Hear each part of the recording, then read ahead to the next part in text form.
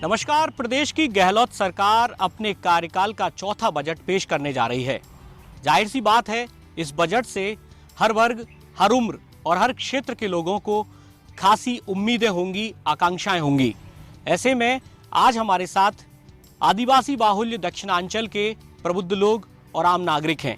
उनसे जानेंगे कि उनके इलाकों की क्या बड़ी समस्याएं हैं, क्या वो सपने सजोए हुए हैं प्रदेश सरकार के बजट से।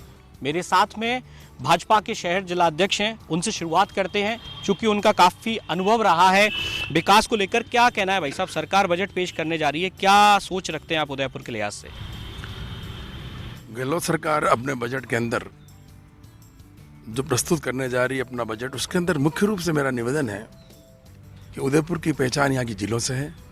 इसके अंदर द्वितीय और तृतीय चरण को इसका देवास सम्मिलित करें।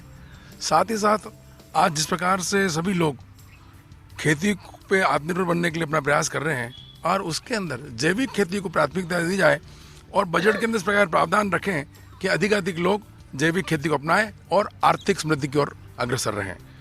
एक विशेष तौर से जिस प्रकार से वन उपज वाली बात अपन करते हैं, आदिवासी अंचल हैं और अभी भी हमारे जिस प्रकार से वन क्षेत्र घटते जा रहे हैं, तो उनकी सुरक्षा के लिए और आदिवासी अंचल के अंदर रहने वाले लोगों को वन उपज किस प्रकार मिले, वे अपने जीवों का उपार्जन किस प्रकार ठीक से कर सकें, तो उसमें भी कुछ प्रावधान, कुछ इस प्रकार की नीतियां बनाएं। साथ ही साथ बेरोजगारों को रोजगार देने के लिए इस प्रकार के उद्योगों को और उन्नत करें जिसमें बेरोजगारी की समस्या का भी हल हो सके। मुख्यमंत्री आवास योजना है, अनेक ऐसे कार्य हैं जिनको सम्मिलित कर सकें। लेकिन हमारा जो ये इस प्रकार राजस्थान का, दक्षिण राजस्थान का हिस्सा जिसके अंदर पहाड़, नदियाँ सब हैं, इन सबको सहेजने की आवश्यकता है।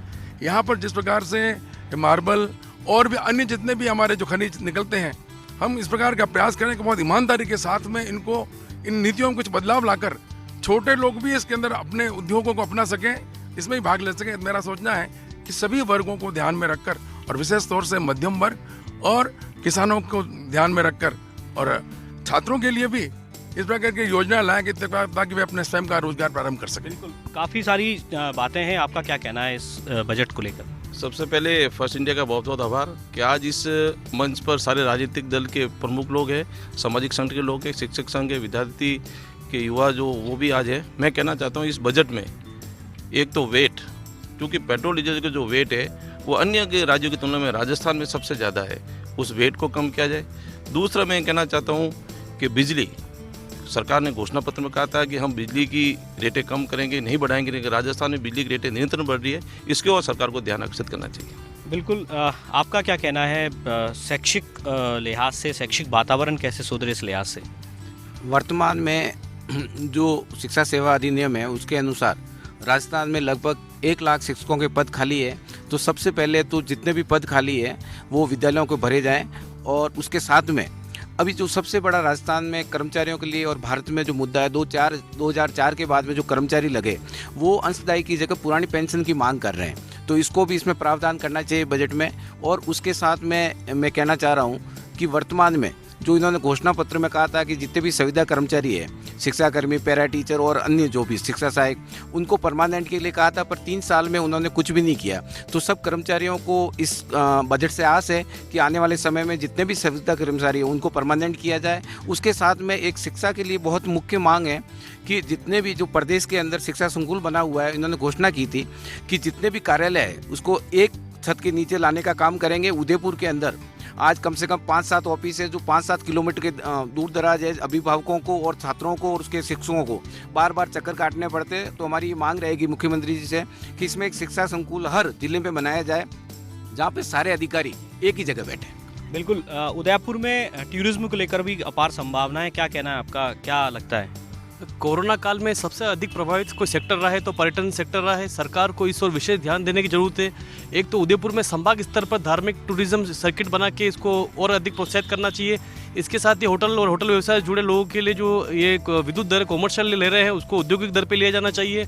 इसके साथ ही विभिन्न लाइसेंस जो है उनको 5 वर्ष में बिना किसी शुल्क के रिन्यूअल करने चाहिए। वो खासकर जो इसके हमारे साथ जुड़े हुए लोग हैं, टैक्सी ड्राइवर है, गाइड है, इनकी तरफ भी बहुत ध्यान देने की आवश्यकता है क्योंकि ये बहुत बुरी तरह प्रभावित रहे हैं। बिल्कुल, आपका क्या कहना है, क्या आकांक्षाएं अपेक्षाएं रखते हैं बजट से? है कि सर एक तो उदयपुर जोन को टूरिज्म क्षेत्र घोषित, जैसे स्पेशल इकोनॉमिक जोन बनते हैं उससे टूरिज्म की संभावना हमारे यहाँ ज़्यादा, तो पूरे संभाग को टूरिज्म जोन घोषित कर दिया जाना चाहिए। टूरिज्म को उद्योग का दर्जा मिल जाना चाहिए। लाइसेंस की प्रक्रिया जो सिंगल विंडो चालू की उसको व्यवस्थित करना चाहिए। और जो भी आदिवासी अंचल के हमारे पॉइंट्स हैं, जैसे जहाँ मंदिर है उनको जीर्णोद्धार करना चाहिए। टूरिज्म क्षेत्र में सरकार को 2 साल से हम लोग काफ़ी तकलीफ झेल रहे हैं, तो वेट और जीएसटी माफ़ कर देना चाहिए आने वाले 3 साल के लिए। बिल्कुल, आप क्या कहना चाहेंगे बजट को लेकर? मेरा सबसे पहले तो उदयपुर में सबसे बड़ी जो दिक्कत है वो पानी की दिक्कत है। और अभी कल ही आया था कि सार्वजनिक नल बर्रानू है, परंतु हमारे यहाँ पे अस्पतालों की संख्या बहुत है और एम्बुलेंस बहुत दौड़ रही है, और इसको हमने विकास का पैमाना मान लिया है। जबकि रुग्णता यहाँ के कारण इतने ज़्यादा हॉस्पिटल हो गए हैं, इतने मेडिकल यूनिवर्सिटी, मेडिकल कॉलेज, अस्पताल और जांच की एजेंसियां हो गई है।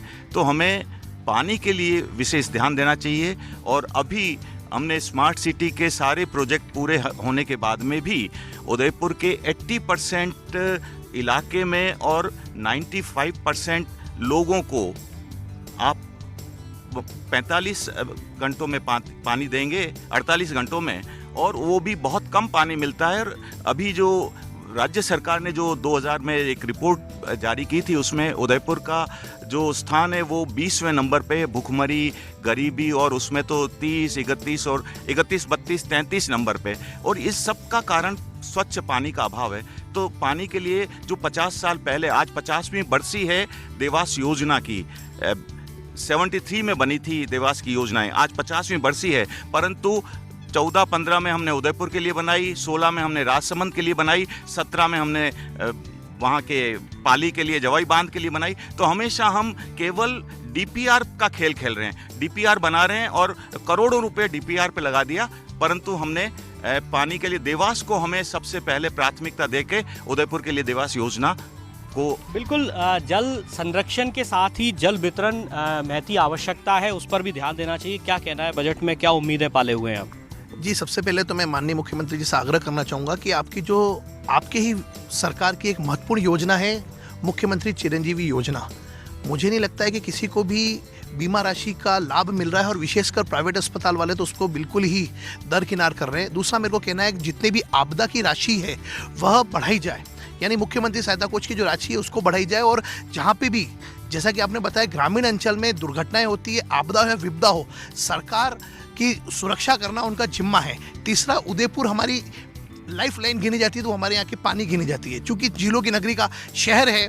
और देवास की योजना पर राजनीति न होकर इस पर स्वच्छ तरीके से काम हो, यही मेरा सोचना है। बिल्कुल, देवास योजना काफ़ी महत्वपूर्ण हो जाती है उदयपुर के लिए। स्पोर्ट्स के लिहाज से आप क्या सोचते हैं? सबसे पहले तो माननीय गहलोत साहब को इस बजट के लिए बधाई कि उन्होंने पिछले 2 बजट में खेलों को लेकर काफ़ी घोषणाएं की और कार्य भी हुए हैं। जहां तक आउटराइट जहां सर्विस की बात हो, खेलों में 2% आरक्षण दिया है, राज्य खेलों की शुरुआत हुई, लेकिन फिर भी खेलों के लिए अभी राजस्थान काफ़ी अन्य राज्यों की तुलना में पीछे है। हमें सबसे पहले हमारे गवर्नमेंट कॉलेजेस है, लगभग 350 कॉलेजेस, और हमारे पास स्पोर्ट्स डायरेक्टर के 340 के करीब पद खाली पड़े हैं, तो उनको भरने की आवश्यकता है। साथ ही उदयपुर महाराणा प्रताप खेल गांव जो वसुंधरा राजे के टाइम में इसको बनाया गया था, और एक बड़ी दूरदर्शिता के साथ, और वसुंधरा राजे के बाद में अशोक जी गहलोत ने उसमें काफ़ी कार्य किया है, अभी स्टेडियम्स वगैरह का निर्माण हुआ है। लेकिन इसको स्पोर्ट्स यूनिवर्सिटी जो घोषणा हुई थी पिछले बजट में, आज तक वो धरातल पे नहीं है। तो स्पोर्ट्स यूनिवर्सिटी को अगर उदयपुर संभाग में और महाराणा प्रताप खेल गांव में अगर ट्रांसफर करते हैं, तो निश्चित रूप से ये उदयपुर सर्वश्रेष्ठ स्थान होगा स्पोर्ट्स यूनिवर्सिटी के लिए। क्योंकि यहाँ की जो गोविंद गुरु ट्राइबल यूनिवर्सिटी थी वो बांसवाड़ा को ट्रांसफर कर दी, तो निश्चित रूप से जो झुंझुनू की स्पोर्ट्स यूनिवर्सिटी है वो यहाँ ट्रांसफर की जाए। अगर वो नहीं भी कर पाते हैं तो जो LNUP जो सबसे बड़ा स्पोर्ट्स का सेंटर है उसके साथ कोलैबोरेशन करके उदयपुर में शारीरिक शिक्षा, खेलों के क्षेत्र में एक स्पोर्ट्स डेवलपमेंट के लिए स्पोर्ट्स अथॉरिटी ऑफ इंडिया के माध्यम से प्लान लाना चाहिए। और मुख्य रूप से चूंकि हम हॉकी से जुड़े हुए हैं, हॉकी राजस्थान का पदाधिकारी भी हैं, तो राष्ट्रीय खेल है हमारा। हॉकी के लिए अभी पिछले 10 सालों से TADA का एक बड़ा दिक्कत आ रहा है कि बाकी खेलों में सभी खिलाड़ियों को TADA मिलता है, लेकिन हॉकी की राजस्थान को टीम को पिछले 10 सालों से TADA का विवाद चल रहा है, उसको सुलझा करके हॉकी खिलाड़ियों के लिए कुछ एक अच्छी घोषणा करें, ताकि राजस्थान के सभी खिलाड़ी माननीय मुख्यमंत्री का विशेष आभार व्यक्त करेंगे। आप क्या सोचते हैं, क्या आशाएं लगाए हुए हैं बजट से? मैं तो जहाँ उदयपुर शहर लगभग 5 लाख से ज़्यादा आबादी हो चुकी है, लेकिन उसके बावजूद भी राजस्थान में पहला ऐसा संभागीय मुख्यालय है जिसको B2 में परिवर्तन नहीं किया गया। राजस्थान की सरकार को मैं ये चाहता हूँ कि इस अभी जो बजट जारी होगा उसमें B2 की घोषणा हो, और साथ में ही हमारे कर्मचारियों की लंबे समय से मांग की जा रही है 3600 पे ग्रेड वाली, जो इन्होंने अपनी घोषणा पत्र में, अपने मैनिफेस्टो में हमें कहा गया था कि हम शीघ्रता से सरकार बनते ही इसकी घोषणा करेंगे, लेकिन वो भी नहीं किया गया। और दूसरा एक हंसी का पात्र बन रहा है, राजस्थान में समस्त विद्यालय राजनीतिक आधार पर उनको क्रमोन्नत किया जा रहा है, लेकिन वहाँ पर कोई भी 4th क्लास के पद आवंटन नहीं किया जा रहे हैं, ना उनकी 4th क्लास की। मुझे लग रहा है शायद 30 से 40 साल हो गए किसी भी चतुर्श्रेणी कर्मचारी या सहायक कर्मचारी की भर्ती नहीं हुई। उनको भर्ती की जानी चाहिए, जहाँ बच्चे जो सफाई कर रहे हैं या जो हंसी का पात्र बन रहा है हमारा शिक्षा विभाग, वो नहीं बने। बिल्कुल, महिलाओं के लिहाज से बजट में काफ़ी उम्मीदें होती होंगी, आप क्या कहना चाहेंगे? क्या लगता है आपको सरकार क्या करे ऐसा जो महिलाओं के लिए हितकारी हो? देखिए, जननायक है, हमेशा जनहित की बात करी है। मुख्यमंत्री जी ने पिछले जितने ही बजट दिए हैं, मेरा मानना यह है कि उन्होंने महिलाओं के लिए कई कल्याणकारी योजनाएं निकाली हैं, और अभी भी मैं ये आशा नहीं करती हूँ, आई एम श्योर, मैं बहुत ही उससे बोलती हूँ कि अब की बार भी महिलाओं के लिए वो काफ़ी योजनाएं निकालेंगे और किसानों के लिए भी योजनाएं निकालेंगे। और पहली बार ऐसा हुआ है कि एक मुख्यमंत्री ने अलग अलग वर्गों से खुद बजट मांगा है, तो मैं यही आशा करती हूँ और मैं इस चीज़ के लिए श्योर हूँ कि वो जो अब की बार जो बजट आएगा वो पहले से भी बेहतर होगा, और हमेशा बेहतर ही आया है और अभी और बेहतर होगा। बिल्कुल, महिलाओं के लिए बेहतर होगा ये बजट, ये बड़ी आस है। आपका क्या कहना है? झील संरक्षण के लिहाज से आपको क्या लगता है, क्या होना चाहिए उदयपुर के लिहाज से? जल ही जीवन है। राजस्थान में आज की पोजीशन 12 मीठे पानी की झील है और इसके अलावा 14 खारे पानी की झील है। राजस्थान के अंदर उदयपुर ही सर्वाधिक झीलें उदयपुर के अंदर है। 2015 के अंदर राजस्थान झील प्राधिकरण की नियुक्ति घोषणा कर दी गई, लेकिन आज की तारीख में वो झील प्राधिकरण कहाँ है ये पता नहीं। झील प्राधिकरण के अंदर अध्यक्ष और उपाध्यक्ष होते हैं, 21 मेंबर्स होते हैं, इसका भी कोई पता नहीं कहाँ है झील प्राधिकरण। झील प्राधिकरण की घोषणा इसलिए हुई थी कि झीलों का संरक्षण और सुरक्षित करने के लिए, लेकिन आज की पोजीशन में झीलों के संरक्षण और सुरक्षित करने के लिए कोई विभाग है नहीं। इसलिए झील संरक्षण के लिए पुलिस विभाग की, एक तो झील पुलिस विभाग की घोषणा की जाए राजस्थान सरकार के बजट में, और जिस झील प्राधिकरण को जो बजट में प्रावधान किया जाए कि इसके बजट में इसको लिया जाए कि बजट के अंदर इसको पैसे दिए जाए जिसके कारण झील प्राधिकरण आए। इसके अलावा झील प्राधिकरण मेवाड़ से उठा है तो इसको उदयपुर में इसका मुख्यालय बने झील प्राधिकरण का, क्योंकि झील प्राधिकरण का पूरा उदयपुर सर्वाधिक झीलें हैं और झीलों को सुरक्षित संरक्षित करने का काम राजस्थान सरकार का है, क्योंकि जब तक जल जीवन है और अगर पानी की व्यवस्था नहीं होगी तो आने वाले समय में नुकसान होने वाला है। इसके अलावा हर प्रत्येक झील प्राधिकरण को अपने को आर्थिक सक्षमता के लिए करना पड़ेगा, तो इसके लिए आप झील प्राधिकरण की व्यवस्था। झील प्राधिकरण उदयपुर की एक बड़ी डिमांड रही है हमेशा से, आपका क्या कहना है? ये जो बजट आने वाला है, चौथा बजट है, 2023 में चुनाव होने हैं, उससे पहले क्या आशाएं रखते हैं? अब मैं तो मुख्यमंत्री जी से धन्यवाद देना चाहता हूँ, वो किसानों पे और कृषि पे सोच रहे हैं। उसके लिए मैं ये मुख्यमंत्री से मेरे माध्यम से कहना चाहता हूँ कि हर रेवेन्यू विलेज पे एक गोदाम बने जिसमें किसान अपनी फसल रखे और अपने मन में दामों में बेचे, मजबूरी में वो अपनी फसल नहीं बेचे। बिल्कुल, किसानों के लिए हितकारी हो। क्या कहना है आपका बजट को लेकर? एक्चुअल में क्या, जो मुख्यमंत्री जी जो बजट पेश करने जा रहे हैं उसमें उदयपुर वासियों ये टूरिज्म पहले से, तो मैं ये चाहूँगा कि नाइट टूरिज्म को बढ़ावा दिया जाए। इसके लिए मुख्यमंत्री जी यहाँ एक ज़मीन आवंटित करें जिसमें नाइट टूरिज्म में जो भी गेस्ट आएँ उनको रात में खाने पीने का, यहाँ पे क्या होता है कि 11 बजे बाद में कोई फैसिलिटी नहीं है उदयपुर में, टूरिज्म के हिसाब से बता रहा हूँ मैं, तो नाइट टूरिज्म को बढ़ावा दिया जाए, इसके लिए ज़मीन आवंटित की जाए। झील विकास प्राधिकरण हो, किसानों के लिए हितकारी हो बजट, और साथ ही साथ उदयपुर में टूरिज्म के लिहाज से नाइट टूरिज्म को बढ़ावा मिले, ये तमाम बातें हैं। इसके साथ और भी कई सारे लोग हैं। आप बताएं क्या कहना चाहते हैं बजट को लेकर, क्या आपकी आशाएं हैं, अपेक्षाएं हैं? अभी हमारे साथी ने कहा झील विकास प्राधिकरण के बारे में, मैं इस बात का शुरू से ही पक्षधर रहा हूँ। मैंने आज से 4 साल पहले जब हमारी सरकार बनी थी और पहला बजट आया था, तब भी हमने हमारे नेताओं के माध्यम से बात मुख्यमंत्री जी तक पहुंचाई थी।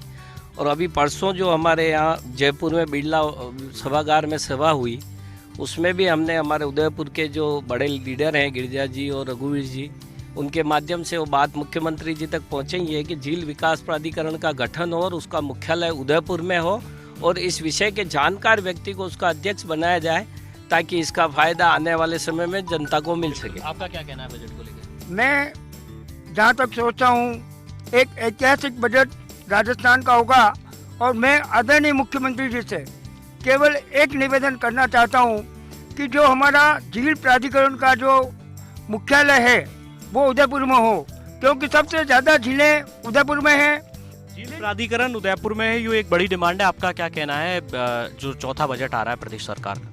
मैं सबसे पहले हमारे आदरणीय मुख्यमंत्री जी को साधुवाद देना चाहता हूं कि वो चौथा बजट पेश कर रहे हैं। पिछले 3 बजट में उन्होंने जिस युवाओं को, शिक्षा को और किसानों को जिस तरह से उन्होंने बजट पेश किया था राजस्थान की जनता के लिए, बहुत अच्छा बजट था। इस बार हम चाहते हैं कि उदयपुर शहर के लिए, टूरिज्म के लिए अगर झीलों को भरना हमेशा भरी रहे, जो देवास योजना है उस पर कोई बजट हो जाए तो देवास का पानी उदयपुर शहर में आएगा और झीलें हमेशा भरी रहेगी, जिससे पर्यटक को बढ़ावा मिलेगा, उदयपुर का सौंदर्यीकरण होता रहेगा। बिल्कुल, देवास का तीसरा और चौथा चरण जो है, ताकि ना सिर्फ उदयपुर बल्कि राजसमंद तक को पानी की सप्लाई अच्छी हो सके, ये एक बड़ी डिमांड है। आप क्या कहना चाहेंगे बजट को लेकर? युवाओं की बात करूँगा मैं। एजुकेशन के माध्यम से लें या टूरिज्म के माध्यम से अभी उदयपुर पूरा ध्वस्त हो चुका है। कोरोना काल के बाद आप देखें कि टूरिज्म सेक्टर जो उदयपुर का हब है वो पूरा ख़त्म हो चुका है। उसको लेकर बजट में कुछ खासा प्रावधान दिए जाने चाहिए, शिक्षा को लेकर देना चाहिए और युवाओं को खेल से ज़्यादा जोड़ें। तो आज कोरोना के समय जो आप अभी देख रहे हैं कि कितनी बीमारियां और दूसरी बीमारियों से भी जो युवा अभी ग्रसित हो रहे हैं, वो चीज़ें मेरे को लगता है कि खेल से जुड़ने से वो चीज़ नहीं होगी। बिल्कुल, युवाओं के लिहाज से बजट को क्या कहना है? आप युवा हैं, रोजगार के कितने अवसर मिले, इन सब कुछ लेकर क्या कहना चाहते हैं? युवाओं के लिए एक प्लानिंग की जानी चाहिए। जैसे जो युवा कॉलेज में पढ़ रहे हैं उनको आत्मनिर्भर बनाने के लिए एक छोटी इंटर्नशिप प्लान करनी चाहिए गवर्नमेंट को, जिससे हमारे उदयपुर का युवा, जो यहाँ पर बाहर का इतना युवा आया हुआ है और उदयपुर के इतने युवा बेरोजगार घूम रहे हैं, तो उनको तो रोजगार मिले, वो आत्मनिर्भर रहें, अपने घर वालों पे डिपेंड ना रहें। तो मैं यही कहना चाहूँगा कि माननीय अशोक गहलोत जी को इस चीज़ पे ध्यान देना चाहिए कि एक छोटी इंटर्नशिप या के माध्यम से उनको आत्मनिर्भर बनाया जाए। स्किल डेवलपमेंट हो, युवाओं को रोजगार सुलभ हो सके। आपका क्या कहना है जो बजट आने वाला है उसको लेकर? क्या चीज़ें, क्या प्रावधान उदयपुर के लिहाज से हो सकते हैं? देखो, युवाओं के लिए तो सबको ध्यान रखना ही है, लेकिन हमारा ये उदयपुर है, आदिवासी बहुमूल्य क्षेत्र है। यहाँ पर गरीब लोग जो गरीबी रेखा से नीचे रहते हैं उनको आवास फ्री हो, उनकी चिकित्सा फ्री हो और उनका जो ये अपने शिक्षा फ्री हो, क्योंकि ये तीनों चीज़ें उनके फ्री होने से क्या होगा कि हमारा उदयपुर, हमारा क्षेत्र आदिवासी पढ़ेंगे और वो पढ़ लिख के जो अपनी एक छवि बनाएंगे। तो हमारी ये सोच है कि उनको चिकित्सा भी फ्री की जाए, क्योंकि चिकित्सा इतना महंगा इलाज है कि आज के ज़माने में अगर बेचारा गरीब आदिवासी अपनी आधी तनख्वाह, अपनी ज़िंदगी उसमें चिकित्सा के दवाइयों वगैरह में खर्च कर देता है। तो अभी भी जो चिकित्सा या जांच के नाम पे जो शुल्क लग रहे हैं, अभी भी थोड़ी बहुत पे जांचों पे शुल्क है, वो भी उनको बिल्कुल फ्री किया जाए, खाली ख़त्म किया जाए। और जो ये शिक्षा का क्षेत्र, उसमें इनको बिल्कुल फ्री पढ़ाई, रहना, खाना पीना बिल्कुल फ्री कर देना। बिल्कुल, शिक्षा और चिकित्सा जैसी जो मूलभूत व्यवस्थाएं हैं वो मजबूत हों, ये एक बड़ी डिमांड है। आपका क्या कहना है? क्या आप सोच रख रहे हैं नए जो बजट पेश होने जा रहा है उसको लेकर? मेरा राजस्थान सरकार से निवेदन रहेगा, उदयपुर की जो आयड नदी है, पूर्व सरकार भारतीय जनता पार्टी सरकार का ये ख्वाहिश थी कि इसको वेनिस की तरफ डेवलपमेंट किया जाए। राजस्थान सरकार अपने बजट में कुछ हिस्सा निकाल के आयड के नदी को डेवलपमेंट करें और उसको टूरिस्ट पॉइंट की, उदयपुर का शहर टूरिस्ट पॉइंट है, उसी लिहाज से देखा जाए आयड नदी का विकास करके उसको वेनिस की तरह शुद्ध बनाया जाए। आप क्या कहना चाहेंगे? युवा हैं, कॉलेज में पढ़ते हैं, क्या होना चाहिए इस बजट में युवाओं के लिए खासकर? नमस्कार। जिस प्रकार हमें सुनने में आता है कि 65% युवा जो 35 साल से कम है, हमें गर्व से छाती चौड़ी हो जाती है, परंतु इसी विषय पे हमें चिंता भी करनी चाहिए कि बेरोजगारी जो युवा आज का दर बदर भटक रहा है नौकरी पाने के लिए, बेरोजगार पाने के लिए। आज हम 7 वर्ष से विद्यार्थी परिषद में काम कर रहे हैं। जब हम जाते हैं, स्टूडेंट से मिलते हैं, तो उनका यही रहता है कि जो हमारी बहन है और छात्र हैं वो चाहते हैं कि उदयपुर छोड़ के नहीं जाना पड़े और यहीं पे ऐसा कुछ रोजगार मिल जाए कि हम यहाँ पर नौकरी कर सकें। तो मैं माननीय अशोक गहलोत जी से निवेदन करना चाहता हूँ कि आपके सियासी दावपेच में राजस्थान के एवं उदयपुर के युवा के भविष्य के साथ खिलवाड़ ना करें एवं ऐसे प्रोजेक्ट लाएं कि युवा को दर बदर भटकना नहीं पड़े और उनका भविष्य उज्जवल हो सके। के लिए खास तौर पर प्रोजेक्ट्स हों, कुछ योजनाएं हों, कुछ वादे हों, कुछ इरादे हों, ये तमाम चीज़ें उदयपुर का युवा रखता है। कुछ मेरे साथ में किसान नेता भी हैं, उनसे बात करते हैं। गहलोत सरकार काफ़ी संवेदनशील रही है किसानों के लिए, बिजली के बिल माफ़ करना, कम करना और दूसरी चीज़ें फ़ायदे पहुंचाना। क्या कहना चाहते हैं, इस बजट में क्या और प्रावधान होने चाहिए? मैं सर्वप्रथम तो अशोक गहलोत जी का ये धन्यवाद देना चाहता हूँ कि एक कृषि का अलग से बजट आ रहा है। अब इस बजट में हम मेवाड़वासी किसानों को ये उम्मीद है कि 24 घंटे बिजली मिले किसान को, और जिस तरीके जैसे गाड़ी का कैशलेस होता है, जैसे किसान का एक्सीडेंट हो जाता है तो उसको तुरंत प्रभाव से उस 12 दिन के अंदर वो पैसा मिले, और राजीव गांधी जो कृषक साथी योजना है उसका सरलीकरण किया जाए ताकि किसान को एक फ़ायदा मिले, क्योंकि यहाँ छोटी जोत है, छोटे किसान हैं। तो जिस तरह से जो बजट का दायरा तैयार होता है मारवाड़ के तर्ज पे नहीं करके यहाँ किसानों को एक अलग तरह से मेवाड़ को देखना चाहिए, क्योंकि यहाँ किसान आदिवासी बहुल है और आदिवासी क्षेत्र है। यहाँ पर किसानों को 24 घंटे बिजली का प्रावधान होना चाहिए, खाद बीज की जो व्यवस्था है और मजबूत दृढ़ ढांचा तैयार करना चाहिए। तो कुल मिलाकर उदयपुर के बाशिंदे इस अंचल के लिए काफ़ी सारी चीज़ें और सपने सजोए हुए हैं। एक और मेरे साथ में किसान नेता, उनसे बात करते हैं। क्या बड़ी चीज़ आप कहना चाहेंगे मुख्यमंत्री अशोक गहलोत से जब वो अपना चौथा बजट पेश करने जा रहे हैं प्रदेश सरकार का? मैं अखिल भारतीय डांगी क्षत्रिय संघ के राष्ट्रीय अध्यक्ष वर्धीचंद डांगी, श्रीमान मुख्यमंत्री जी से यही कहना चाहेंगे कि किसानों के लिए आज किसान बढ़ती हुई महंगाई के हिसाब से बहुत परेशान है। आज इनके लिए खाद पर्याप्त मात्रा में इतनी महंगाई है कि वो खेत में खाद नहीं डाल सकते। आज पशु आहार इतना महंगा हो गया है, 15 रुपये किलो आप देखोगे तो वो भी किसान के ऊपर बहुत भारी पड़ रहा है। और इस प्रकार की कई है, सरकार से जो अनुदान मिल रहे हैं वो अनुदान ऊँट के मुंह में जीरे के बराबर ही है। हम मुख्यमंत्री से यही कहना चाहेंगे कि अगर किसान कमज़ोर होगा, वो हमारे जो किसान है वो बच्चों की शिक्षा नहीं करा पाते, सही तरीके से इलाज नहीं करा पाते, सही तरीके से वो अपने क्षेत्र में शिक्षा, व्यापार या किसी राजनीति में आगे नहीं बढ़ पाते। हम तो यह निवेदन करेंगे आपसे कि किसान के लिए अलग से ऐसा फंड तैयार करें जिससे हमारा किसान आगे बढ़े। किसान मजबूत होगा, देश मजबूत होगा, और किसान का बच्चा शिक्षित होगा तो हमारा देश आगे बढ़ेगा। जय हिंद, जय भारत, जय राष्ट्र। बिल्कुल। तो कुल मिलाकर उदयपुर और यहाँ के जो प्रबुद्ध लोग हैं, यहाँ के जो आम नागरिक हैं, उनकी काफ़ी सारी आशाएं हैं, अपेक्षाएं हैं और अभिलाषाएं हैं कि प्रदेश की गहलोत सरकार जब अपना चौथा बजट पेश कर रही है तो यहाँ के लिए काफ़ी सारी हितकारी योजनाएं वो लेकर आए। और ऐसे में अब देखना दिलचस्प होगा कि प्रदेश सरकार जब अपना चौथा बजट पेश करेगी तो उदयपुर और यहाँ के बाशिंदों के लिए, इस संभाग के बाशिंदों के लिए क्या योजनाएं लेकर आती हैं। आज के इस एपिसोड में इतना ही। दीजिए हमारी पूरी टीम को इजाज़त। नमस्कार।